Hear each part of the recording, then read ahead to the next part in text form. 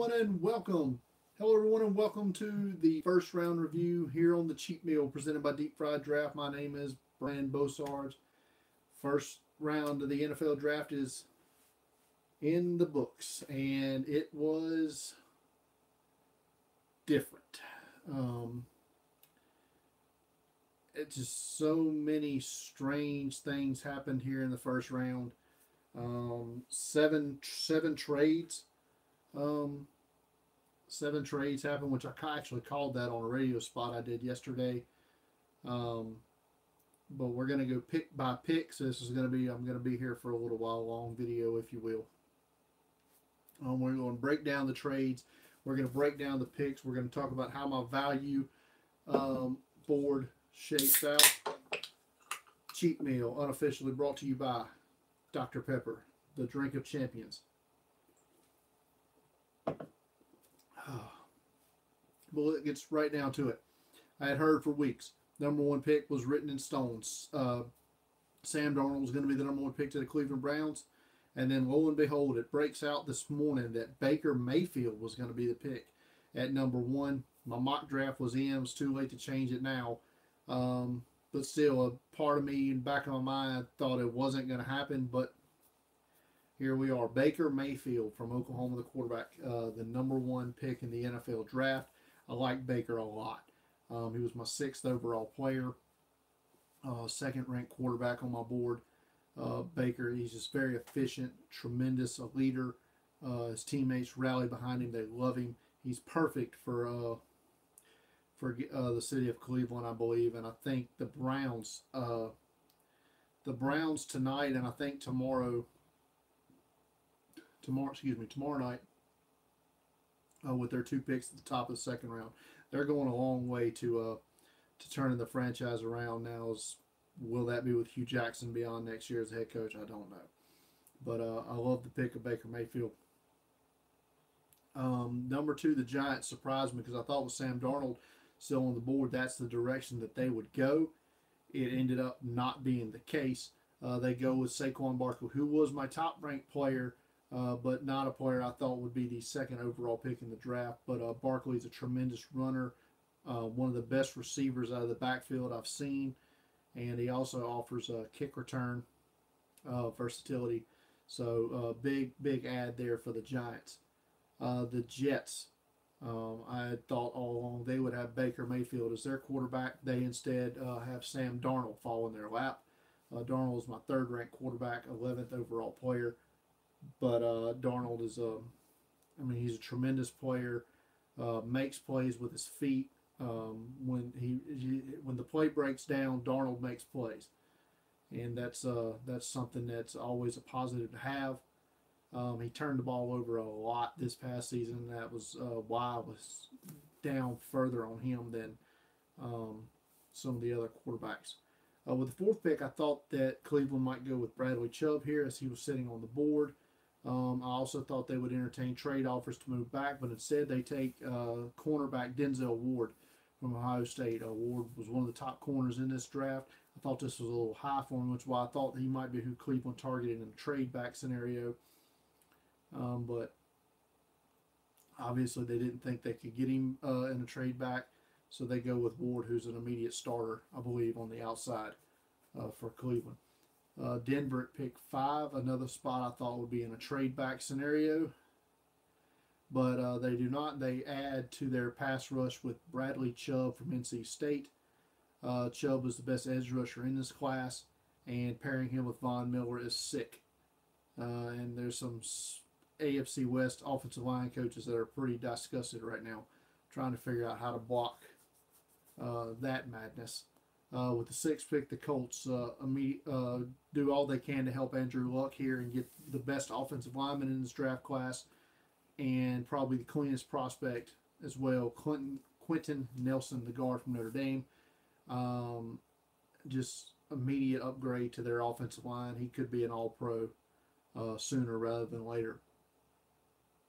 Our first trade of the night came with Tampa Bay, moving back from 7 to pick 12. Buffalo moves up. Tampa Bay acquires 2 second-round picks from Buffalo, picks 53 and 56. Buffalo gets Josh Allen. I've publicly gone on record in many avenues, be it via podcast, via radio, via these videos on the sheet meal. Josh Allen is not great.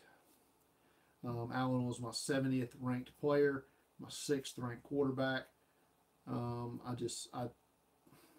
mean, the best case scenario that you can say here for Buffalo is at least they didn't trade first round picks in a first round pick in next year's draft and any more draft picks than what they did to move up here for Allen. I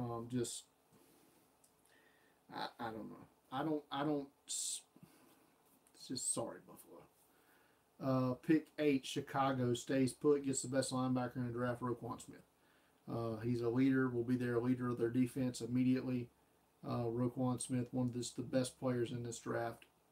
A generational talent. I've heard that bandied about for Roquan. 49ers, a little surprise here, drafting an offensive tackle at pick 9, but they get Mike McGlinchey, who was the best offensive tackle in this class, but it's hard to say it's a reach because he probably wouldn't have lasted much longer if they hadn't chosen him. But McGlinchey could be a starter either left side or right side for the 49ers in the future. Oakland was on the clock. Arizona moves up here. Pick 10, they trade pick 79 in the 3rd round and pick 172 in the 5th round to Oakland to come up here, and Arizona selects Josh Rosen. Rosen is my number 2 player overall in this draft, my number 1 quarterback. He's pro ready to start from day 1. Arizona has Sam Bradford, and Mike Glennon. Who cares? Josh Rosen's the best quarterback on that team right now. And he seemed pretty pissed off, to be honest, that he got passed over by 9 other teams. So, good luck with that. I love Josh Rosen. I love his attitude. I love everything about him. Great pick by the Cardinals. Pick 11, Miami. I think they would have loved to have seen Rosen fall to them at 11. Didn't happen. So they take Minka Fitzpatrick, defensive back from Alabama. Minka can play corner, safety. He's a tremendous player. Number 8 overall on my board. Tampa Bay moved back. I thought they would get Derwin James here. Thought they would take Derwin James at 7 if he was there. But they moved back, got those picks, and they took Vita Vea, defensive lineman from Washington.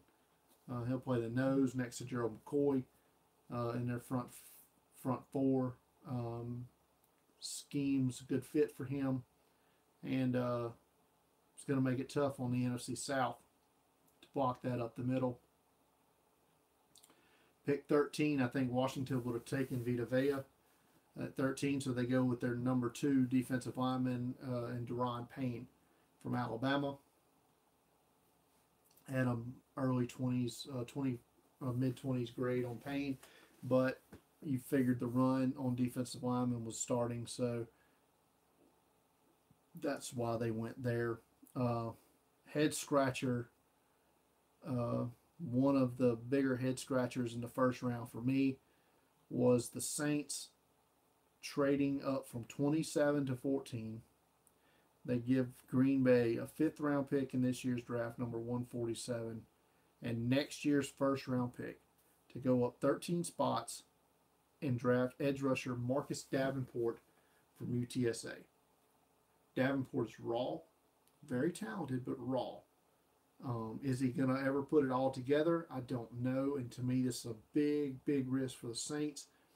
They had such a great draft last year, and I thought they were another great draft away from being Super Bowl contenders. I just don't think that Davenport's going to have the early impact they think he's going to have. And to me, giving up your 1st round pick next year when you're still looking for that quarterback of the future to replace Drew Brees, and you just gave away another piece that you could use for that, I don't know. I thought they were coming up here to get Lamar Jackson. And so that's why it kind of surprised me. Davenport was my 52nd ranked player. I don't know. Mickey Loomis, if you take away last year's draft, he's been pretty much shit as a general manager in New Orleans. But he gets a pass because they won a Super Bowl, and then they had such a great draft last year. But Mickey Loomis is ass. Sorry, Saints fans. The Raiders, when they moved back to 15 here, um, and they picked a guy, I'd heard linked to him a lot, and I had mocked it to them at 10, was Colton Miller, the offensive tackle from UCLA. We've talked about Raw with Marcus Davenport. It's kind of the same here with Colton Miller, just as an offensive tackle. Big frame, athletic. So the clay is there to mold, but they have to mold the clay, so to speak. The Bills moved back up here. They were at picking 22nd. They trade with Baltimore. Baltimore gets a third round pick 65, which was the pick they got from the Browns for Tyrod Taylor. Buffalo gets Baltimore's fifth round pick, number 154. Buffalo comes up to get Tremaine Edmonds, linebacker, Virginia Tech. Big, fast, physical linebacker. He'll be 20 years old like next week or so. So he's young. My number 9 overall player. This was a great move. It doesn't offset this move that they made with Josh Allen by any means, but it was a good move here, Tremaine Edmonds. Derwin James goes off the board next to the Chargers at pick 17. James is the best defensive player in this draft to me. Number 3 overall player, a steal here for the Chargers. He's an instant impact player, whether at corner or safety. The Packers move back up from pick 27 here to Seattle. Green Bay gets pick 18 and a 7th round pick number 248. Seattle gets pick 27 from Green Bay, a 3rd round pick 76. I think there was another pick in there. And Green Bay comes back up to draft cornerback from Louisville, Jair Alexander, who's one of the better corners in this draft. My number 2 corner, because I count Derwin James as a corner. So Jair Alexander plays with swagger. He's a bit undersized, had some injury issues this year, but man-to-man coverage, he's tremendous. The Cowboys, I mocked Leighton Vander Esch to them the last couple of mock drafts I've done, stuck with it, and he goes here. He's another player who's had some injury issues with his neck. I didn't see the wow player that everybody else seems to love with Leighton Vander Esch. I had him as a mid-second round grade. I had him ranked 43rd on my board. But, I mean, he can play. I just didn't think he was number 19 good. Thanks to the Bengals basically tipping who they were going to pick. The Lions took the guy they would have selected probably at 21, Frank Ragnow, center from Arkansas. Probably will move into the pivot role there for Detroit. My number 2 center on the board. Thus, the Bengals now go to their backup plan, which is my number 3 center on the board, Billy Price from Ohio State. Had Price ranked 46th overall on my board. Price tore his pec at the combine. He'll be ready for training camp, so it's not that big of an issue. I'm just a little disappointed they didn't select James Daniels, the center from Iowa, who I thought was one of the best centers that I've scouted in years. Just tremendous athlete, could have revolutionized the position there for the Bengals, but maybe Billy Price fits more what they want to do than what they could do with Daniels. So it is what it is. Not the best pick they could have made, but not the worst. But hey, Bengals fans, at least it's not Russell Bodine anymore, right? Right? No more Russell Bodine. Terrible. Titans move up from 25 to 22 with Baltimore here, who had moved back already. Tennessee gives Baltimore 4th round pick 125. Tennessee gets a 6th-round pick 215, and in return, the Titans move up to basically secure Rashaan Evans, the linebacker from Alabama.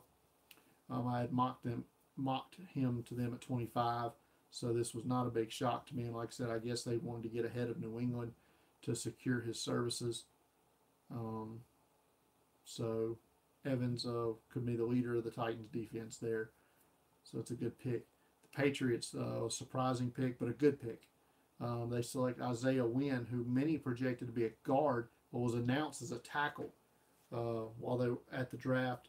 So he could feasibly be the left tackle for the Patriots next season. Wynn's a little short on the short side for a tackle, only 6'3", but you have to think that if New England thinks he can play tackle, then he's probably going to play tackle. If not, they can always kick him inside a guard. It's not a big deal, I guess, in the long run. But yeah, good on you, New England. Good value there. The Panthers took the first wide receiver of the draft, DJ Moore, from Maryland. Moore was right at my 24th ranked player, so even value here. Moore had 1,000 yards receiving last year for Maryland from 4 different quarterbacks.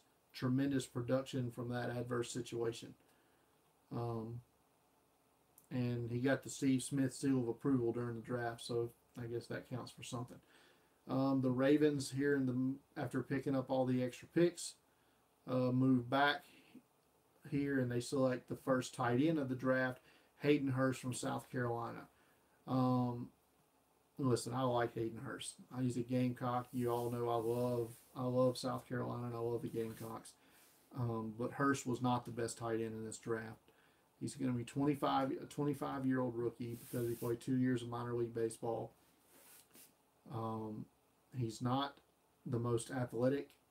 He's not going to be what you call a field stretcher. But, I mean, he can play. I mean, he's probably the best tight end on the Ravens roster now. Maybe. Just without looking at it. But, you know, I just thought Goddard and, hell, even Mark Andrews. I thought they were both better tight ends than Hayden Hurst. The Falcons, a little surprise here to me, taking Calvin Ridley, wide receiver from Alabama. Had Ridley as the number 2 wide receiver in the draft. Just a little surprise that Atlanta took a wide out here. Seattle with a shocking move in the first round. If they had moved back here with Green Bay, taking San Diego State running back Rashad Penny. Now, I'm going to preface this by saying Rashad Penny's really friggin' good. Tremendous production with the Aztecs. I mean, he can run, he can catch, he can return kicks. I just was shocked that they went with him over Darius Geis, and even a couple other running backs. So, I mean, good for Rashad Penny. He's a first-round pick, but I was a little shocked by that one. Not as much as I was with the Steelers pick here at pick 28.